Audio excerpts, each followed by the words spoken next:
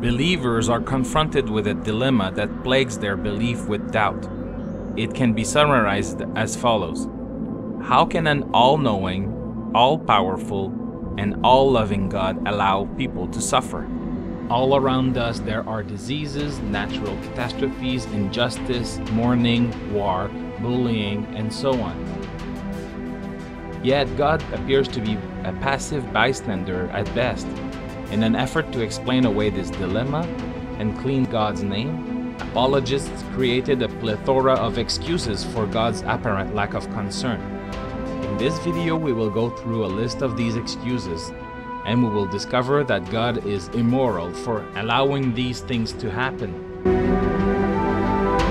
One famous argument for God allowing suffering is the fallen creation story. Adam and Eve chose to bite into the apple, thus making them imperfect, and by the same token, cursed by God. Somehow, God could not stand imperfection in any shape or form. Yet, God created Adam and Eve with the potential for imperfection. Another problem with this story is that an all-loving God would punish mankind forever instead of just forgiving them. A loving father would lecture his children, not send them and all his progeny and all he knows into a perpetual punishment. Moreover, even if we were to accept that Adam and Eve, even the snakes, were fallen, this doesn't explain how the whole world is full of imperfection, suffering, and natural catastrophes. Is sin contagious, like the flu?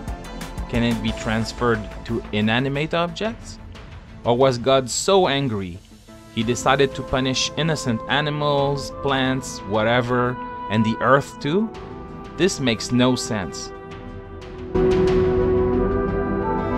While the idea of free will, which can generate bad decisions and natural consequences, explains a lot of what we're seeing in this world, it doesn't explain bad luck, diseases, and natural catastrophes.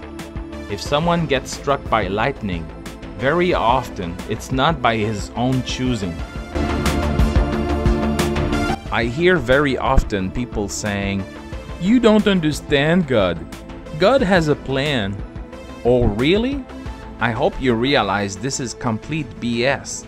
If God has a goal, he could just snap his supernatural fingers and the goal would be accomplished.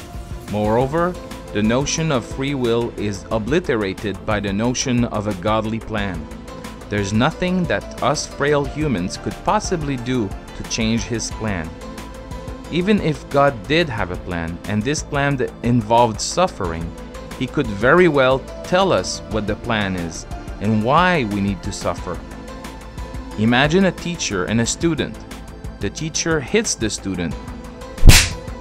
The student says, "Ouch! Why did you hit me? What do you want from me?" "Never mind." "Ow! Why are you hitting me? What did I do wrong?" "Don't worry, it's all part of my plan." This is both sadistic and unfair. Sometimes I hear believers saying, "Suffering helps making us better people. It builds character. There is strength in weakness." This statement makes a big assumption that somehow suffering is a necessary step and can only have a positive impact on people. While it's true that encountering problems is one way to learn and grow, it's not the only way. You may have heard of the expression, "learning the hard way." Well, it entails that there's also an easy way, by listening to the teachings of smart people. Somehow God didn't think about that. Moreover, suffering can have a lasting negative impact on people. A brand new car is stronger than one that's been in an accident. That's because struck metal has fractures that reduce the car's integrity. The same thing happens to someone who is affected by major trauma. And I'm not just talking about physical problems like amputations or leprosy. I'm sure you heard the expression emotional scar. This can cause uncontrolled emotions that may hinder the victim for life. shock, denial, uncontrolled anger, guilt, shame, depression, confusion, ADD, anxiety, withdrawal, insomnia, nightmares, aches, fatigue, edginess, and many other debilitating things. Oh, and suicide too. Moreover, this idea fails when you see a sick baby who needlessly suffers and then dies. How can you explain the goal of this trial? I once heard an explanation of why good people also suffer. A Christian told me that people need to be more dependent on God. It sounds like God behaves exactly like an abusive spouse. Psychologists know very well the mechanisms that abusive people use on their victims to control them. The key word here is control. The objective of the abuser is to keep control over the victim. These mechanisms include physical violence, threats, blame, intimidation, and so on. Imagine an abusive husband who sets up a trap for his wife. Once she falls into the trap, he comes to her rescue saying, "You see, dear, you can't do anything without me. You're just too weak and helpless." This behavior is repulsive. Now, this one is a very popular one. Often, so-called prophets say that God sends earthquakes, tsunamis, hurricanes, and so on as judgment for people's sins. The funny thing is, these same prophets can't make up their minds about the message behind these calamities. Is it because of gays? Is it because of politics? Is it the teaching of evolution in schools? There doesn't seem to be a consensus. But even if they did come to an agreement about the cause of one calamity, how can you explain that hurricanes only happen over the Atlantic Ocean? Surely there's sin everywhere. Or maybe God uses cancer to punish people. I guess the people in Gaza are the ones that sin the least, since they have the least cancer in the world. And why isn't Las Vegas the city with the most suffering in the USA? Moreover, if this was true, you wouldn't want to stop the suffering with medicine or therapy, and it would go against God's will. Otherwise, God would simply send you a different kind of suffering until you're punished enough. But that's not what happens in real life. And again, the sick baby scenario applies. What kind of sin could the baby have possibly done to deserve to suffer so much? So overall, this explanation is completely stupid.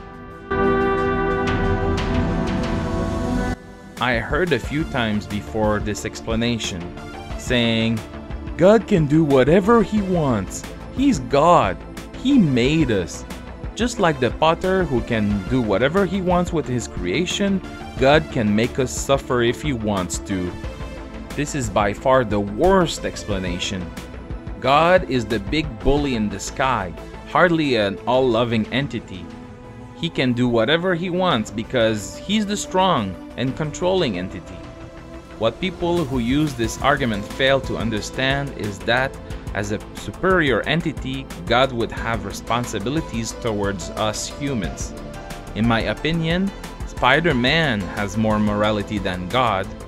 From the pages of this comic book comes the saying, "With great power comes great responsibility." Parallel can be drawn between a father and God. A father has the responsibility to provide protection for his children. Children are too frail to manage on their own. An irresponsible parent would let his children unprotected and unattended, knowing fully well what would happen to them.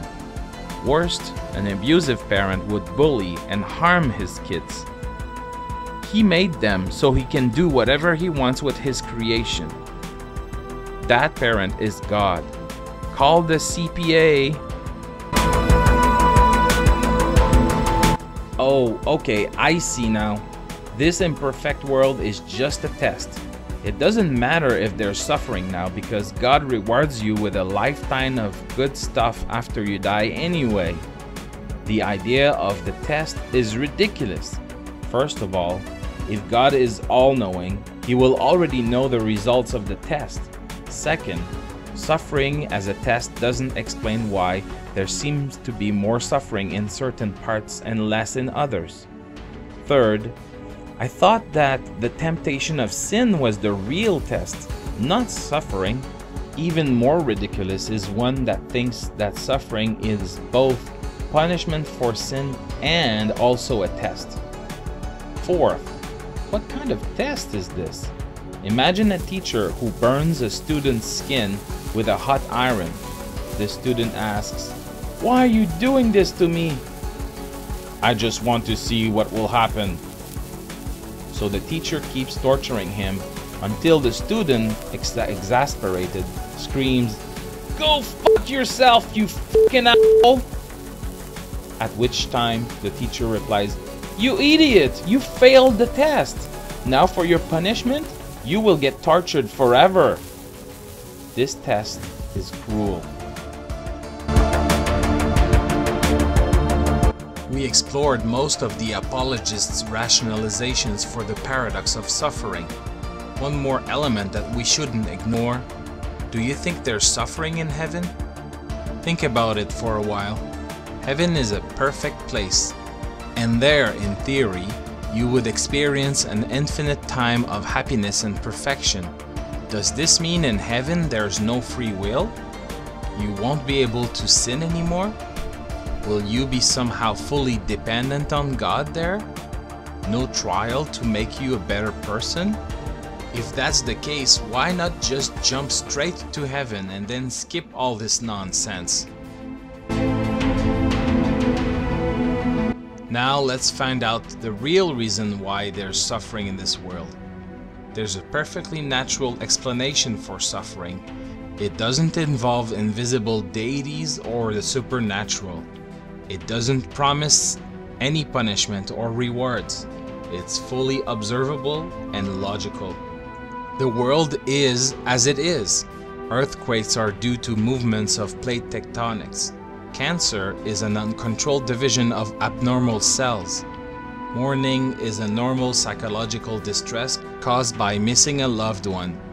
And that pain you get when you cut your finger, it's due to the nerve endings at the surface of your skin alerting you of danger. Everything can be explained via natural phenomenon. Shit just happens.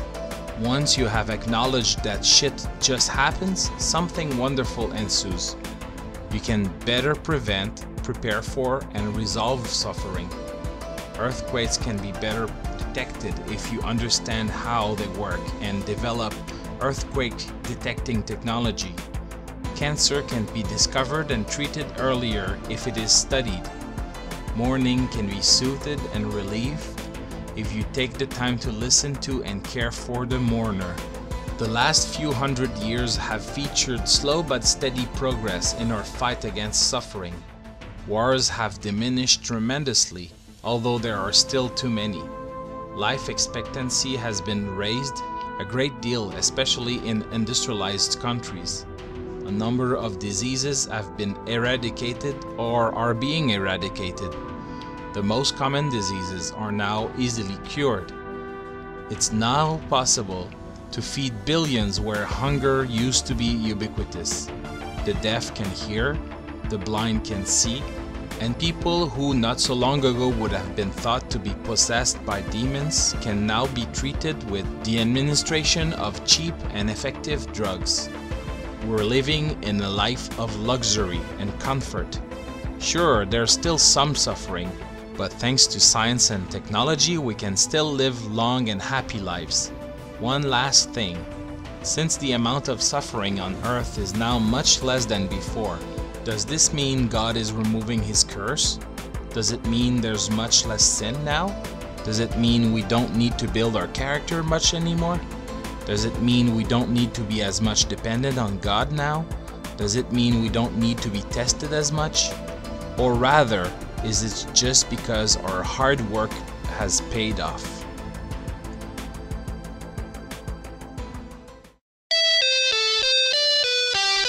You have to understand, most of these people are not ready to be unplugged. And many of them are so inert, so hopelessly dependent on the system that they will fight to protect it. I see through it all. I used to believe you, but now finally see through. I see through it all. And since you can't see through the shit that they feed you, then you're gonna be duped. See through it all. I used to believe you, but now I don't need to. I finally see through. I see through it all. And since you can't see through the shit that they feed you, then you're gonna be duped.